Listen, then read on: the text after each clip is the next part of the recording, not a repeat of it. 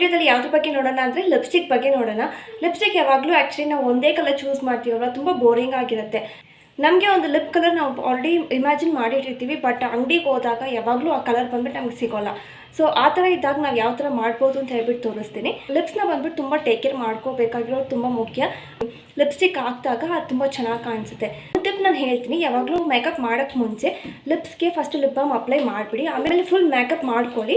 So ನೀವು full makeup ಮಾಡೋಷ್ಟಲ್ಲಿ lips ಬಂದ್ಬಿಟ್ಟು ಮಾಯ್ಚರ್ಡ್ ಆಗಿರುತ್ತೆ. ಸೊ ಆವಾಗ ನೀವು ಲಿಪ್ಸ್ಟಿಕ್ ಅಪ್ಲೈ ಮಾಡಿದಾಗ ತುಂಬ ಚೆನ್ನಾಗಿ ಕಾಣಿಸುತ್ತೆ, ಆ ಕ್ರ್ಯಾಕ್ ಎಲ್ಲ ಬೀಳಲ್ಲ ಮತ್ತು ತುಂಬ ಲಾಂಗ್ ಲಾಸ್ಟಿಂಗ್ ಆಗಿರುತ್ತೆ.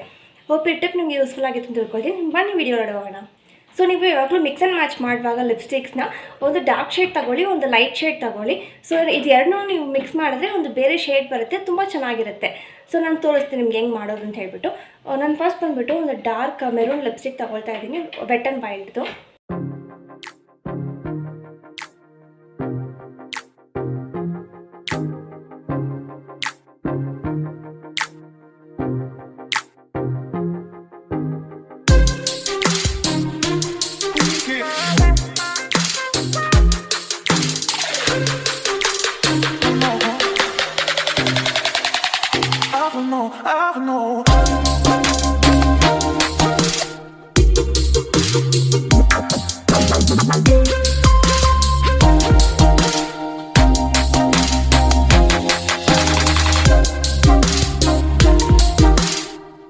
ನೀವು ನೋಡಿರ್ತೀರಲ್ವ, ನಾನು ಫುಲ್ ಎಲ್ಲ ಕಡೆನೂ ನಾನು ಇದನ್ನ ಉಪಯೋಗ ಮಾಡಿಲ್ಲ.